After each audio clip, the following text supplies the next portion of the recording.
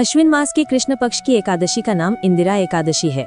ये सभी पापों का नाश करती है और पितरों को अधोगति से मुक्ति दिलाती है। प्राचीन काल में सतयुग के समय में महिष्मती नामक नगरी में राजा इंद्रसेन का शासन था। उनका जीवन सुख समृद्धि से परिपूर्ण था और वे भगवान विष्णु के परम भक्त थे।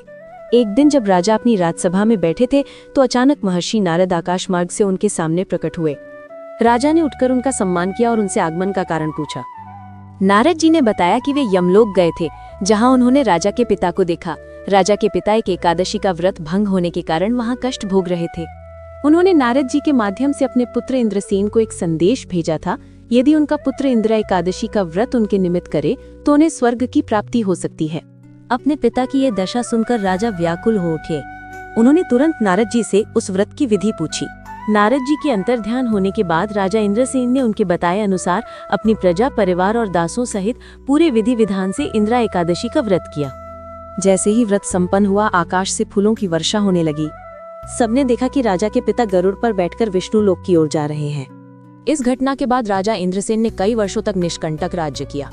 अंत में उन्होंने अपने पुत्र को राज सिंहासन सौंपकर स्वयं भी स्वर्गलोक को प्रस्थान किया। ये सब उस इंदिरा एकादशी के व्रत का ही प्रभाव था, जिसने न केवल उनके पिता को मुक्ति दिलाई बल्कि स्वयं राजा को भी मोक्ष प्रदान किया। इस व्रत को करने वाले के साथ साथ उनके पितरों को भी इस व्रत का पुण्य मिलता है। इस व्रत को पूरी निष्ठा से करने पर पितृ यदि प्रेत योनि में है तो उन्हें भी मोक्ष की प्राप्ति होती है।